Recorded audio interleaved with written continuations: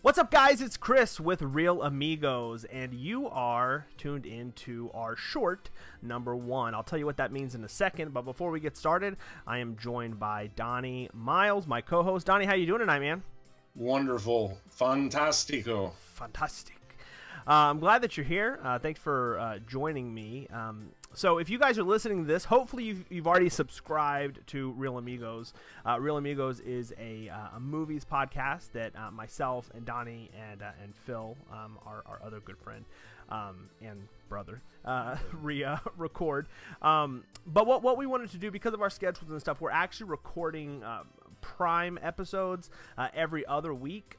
But in order to, kind of keep a consistency within the podcast, we wanted to do actually something weekly. So me and Donnie have a little more time on our hands, so we agreed to kind of jump on and do just a shorter version. And so just kind of a quick outline. What we're going to do is we're going to talk for a few minutes about the show that we just did. We're going to go over a few headlines in the movie world, and then we're going to talk a little bit about our next show, so episode 2, and we'll talk about that at the end as well. So listen, guys, this is a little bit of a work in progress.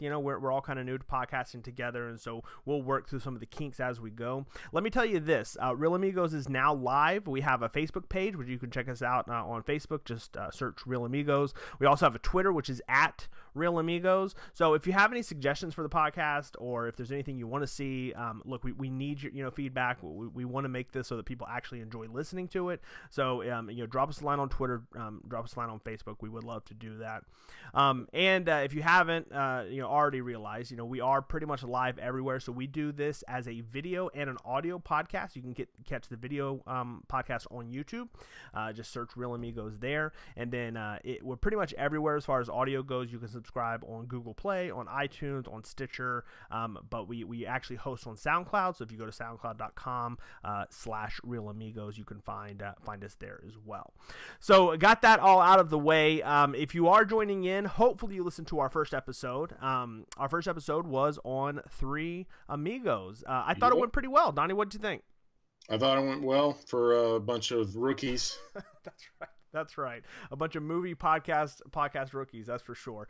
I had a blast. It's a movie, and we talked about it in the show. It was just a movie that I hadn't watched in a long time, and it's one of those ones that it really kind of holds up, and just being able to watch it again. There's so much to consume, and I've become a lot more of a TV consumer. TV has really gotten good in the last few years. With Netflix and Hulu and Amazon, just kind of bringing their A game. So you neglect sometimes to watch some of those older movies, like Three Amigos. It's one of those in the back of your mind you always have an affinity for, but I really take the time to watch it. So it was fun. We hope you guys enjoyed that. If you didn't listen, or this is the first time you're hearing us, go back and check it out. Let us know what you think about Three Amigos. So on the short, what we want to do, I just pulled up a couple of news stories that are relevant to kind of our interests. We're somewhat nerdy, geeky guys in general. And so we just kind of want to talk about what's going on in the world of movies and kind of give our perspective on that. So I want to start with what I think is kind of the biggest story as far as maybe being talked about this week, and that's a little movie called A Wrinkle in Time. Now, we talked about this before we got on, and you weren't very familiar with even the source material or what's going on, right? So just kind of in a nutshell, what A Wrinkle in Time is. It's a children's novel. It was written in 1962, and it's a Disney property. It was turned into a movie starring Oprah Winfrey and Mindy Kaling and Reese Witherspoon and Chris Pine. It's a really great cast. It is the first movie to be directed, first $100 million budgeted movie directed by an African American woman. And so there's some historical value there behind it, and so yeah, I mean, there was a lot of push behind it from Disney, and they were really hoping, like I just said, that the budget was $100 million plus, and so it came out last week on Friday, and in the first weekend numbers, it only made $33 million. Oh wow! And so that's a pretty big big miss. Now I want to just kind of come back to what we started with, which is that you hadn't heard of it, and this may actually inherently be the problem with why this movie's not doing very well. So what do you know about it? Like, you've seen trailers, right? I assume you've seen stuff. I've seen a lot of advertisements for it. I mean, but I don't, plot wise, I have no clue. I gather it's something. It looked like the Three Witches or something to me. I don't know. Yeah, that's pretty much all I've seen. And there's a kid, right? Yeah, there is a kid. Yeah, she's kind of the Nailed it. And look, I'm not a pro at this either, and I actually haven't seen the movie, but the plot, I think, revolves around Chris Pine, and he somehow, from what I gather, he somehow figures out time travel within the confines of the way the movie presents it, and he kind of gets lost. And so, from what I understand, the girl is his daughter, and she's trying to find him to try and kind of reconnect with him. And so it's a time travel story, which, to be honest, time travel stories are always really, really hard to tell. Especially when you're Back to the Future. Not for Back to the Future, that's right. But I mean, if you think outside of Back to the Future, there's not a lot of really great time travel stories. I mean, there's Time Cop, where Van Damme fights Van Damme. Back to the Future 1, Time Cop 2, right, everything else falls in line behind. Falls right over there. That's right. So I, for me, I just don't think that they've done a good enough job marketing, kind of like what you said, what the movie really is. I don't know what to expect from it. It may be great. I will say that on Rotten Tomatoes, it's sitting right now at a 43%, which is not great. That's technically considered rotten. This was this is Disney coming off of Black Panther, Disney Marvel, but Disney coming off of Black Panther, which Black Panther has now made $1 billion, Donnie, $1 billion. That's crazy. 1 billion. 1 billion. Sorry. They come from that going into Wrinkle in Time, and then just to kind of completely see that drop off. It's disappointing. It's a great cast, so hopefully we'll see some better numbers in the future. All right, let's change gears. A movie that I'm super excited to get my hands on is Star Wars: The Last Jedi, which is coming out on Blu-ray. Now, it actually dropped to. We're recording on Tuesday. You guys will be listening or watching this on Friday, but as of today, the movie is now available digitally. So if you go to iTunes or like Amazon or places that you buy movies, I don't know. I don't want to get things on iTunes. You can buy it now digitally, but the actual Blu-ray comes out in 2 weeks, so you still got a couple weeks to wait before you can go to the store and buy a physical copy. Which I will be doing because I'm old school. Old school.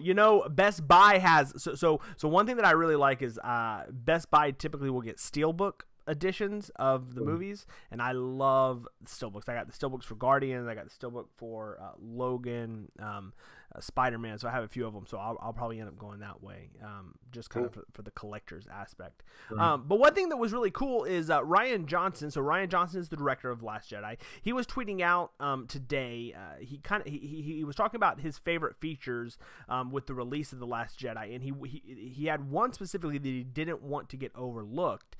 And he said, in his tweeting, you can actually, I'm not going to read you the tweet or anything. You can just go to Twitter, look up Rian Johnson, and this will all be on his feed. But basically, paraphrasing, but what he said is that they have a full cut of the movie, both in the digital release and when you buy the Blu-ray. They have a full cut of the movie with absolutely no dialogue or sound effects. It is, in essence, a silent film. And no subtitles. And that's right. No. Now, you asked me this before. I assume that if you went to your settings and put subtitles on, that they would show up. Like if you do the closed captioning, it'll probably be there. You would think so, yeah. But the actual version of the movie, if you don't turn on closed captioning, and again, we're not verifying this works or doesn't work. We don't have it in our hands, so we're just going by what was said. But from what we understand, there is no dialogue whatsoever, including subtitles. You are simply just watching a 2-hour and 15-minute movie with just John Williams soundtrack under it, which to be, let me ask you, it's kind of cool. So, are you going to watch that? Uh, Am I going to watch that? I'm debating. I think It sounds interesting, it but sounds I interesting. don't know. That's a long time, man. 2 hours and 15 minutes. That's a long movie It is to sit through. it is No long. sound, no dialogue. Yeah, I You- think here's what I think I will do.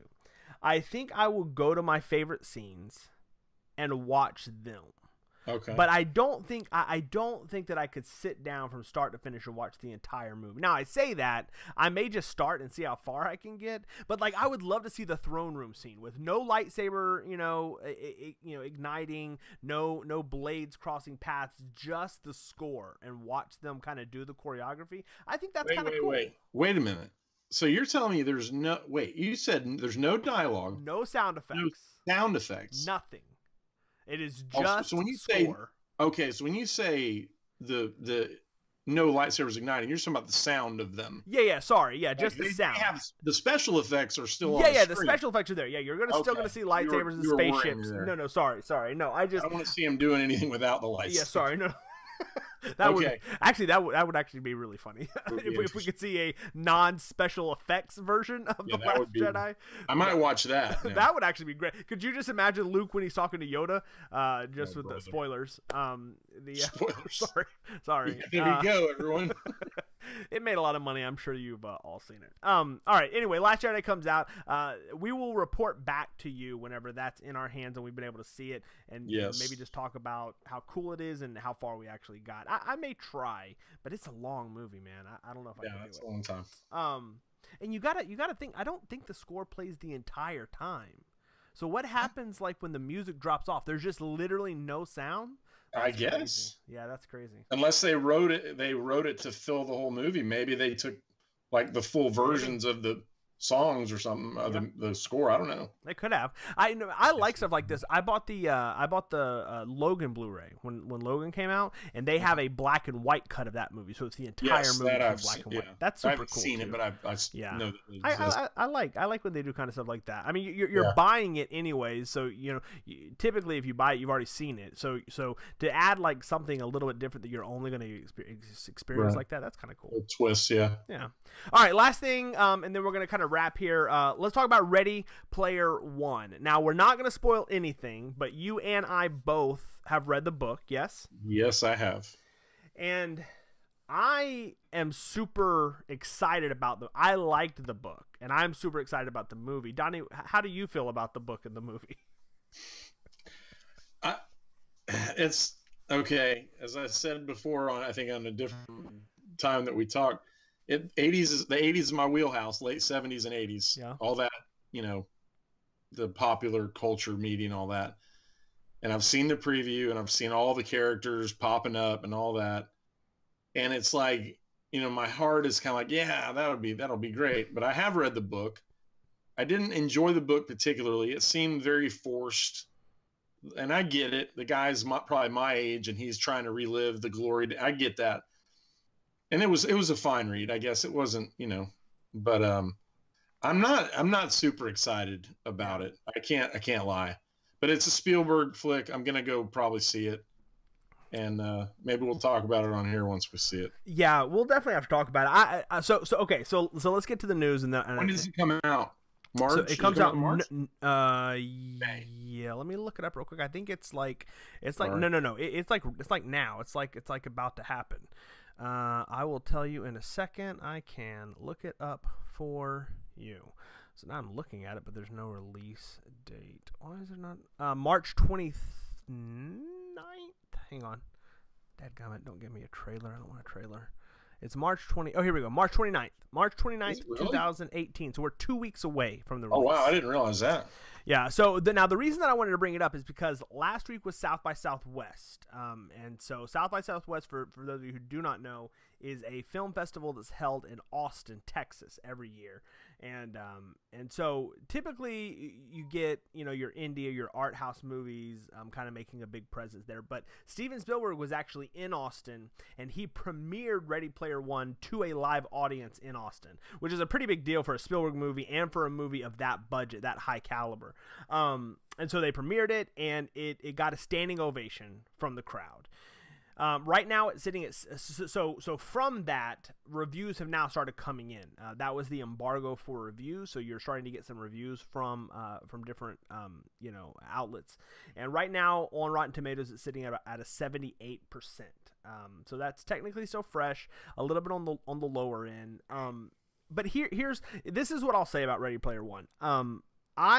In retrospect, I don't really think Jurassic World is a good movie. However, I love Jurassic World. I loved when they got down in the woods and they found the old, welcome center from the original, movie. I love when the T-Rex showed up, and it just like it was nostalgic in the right way. And I feel like Ready Player One is going to do that. Based on the book, I agree. I think that there are some tropes that it goes through that do feel kind of forced or even manufactured in a way. Yeah. But I do think as a fan, I think being able to see these things, being able to see the DeLorean from Back to the Future and the Iron Giant and Batman. And Batman was actually in the trailer they showed at South by Southwest, or that they released after that. So Batman's in there, Harley Quinn and Joker have been seen. Just orcs from Warcraft, like just a bunch of stuff is in there. And just to kind of be able, like you said, to be able to see that and know where that stuff comes from, the place that it plays in our life. I just really want to watch a movie where the DeLorean just is the main character, is really what I want. So hopefully the DeLorean plays a now you're talking my language. Yeah, man. Yeah. So anyway, so that's Ready Player One. It's out in a couple weeks, and we will definitely talk about that on a short in the future after we get a chance to take a look at it and kind of see what the hype is about. All right. Anything else you want to throw out before we wrap this little episode up? No, man, I'm good. I will go see Ready Player One in the theaters probably, and I'll check it out. Yes, you just need to live closer so we could do this together. We need to find a way to Skype in the theater. That's what we need. I think that's illegal. It probably is. If we just kept the front facing camera on, so you're just watching me watch it, that'd be great. There you go. Okay, so let's do this then. We're gonna wrap the show by talking about episode number 2. So episode number 1, we talked about the 1986 classic Three Amigos. Classic. The movie that we actually based when we got together and we're like, we want to do this. What do we want to call it? There's 3 of us. Instantly, without hesitation, and I actually, Donnie, I think it was you, but you're like, Three Amigos, like that's what it needs to be. And so we wanted to do that movie. And so we actually kind of, our name Reel Amigos kind of comes from that.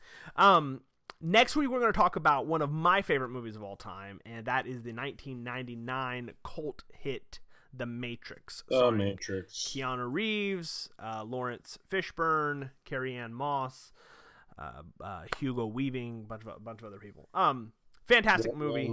I love The Matrix. You can follow me on Twitter at NeoLego. I have that Twitter handle solely because of The Matrix. So I'm a big fan. It was a good show. We've already recorded it. It's ready to go. We had a lot of fun. We hope that you guys will enjoy it.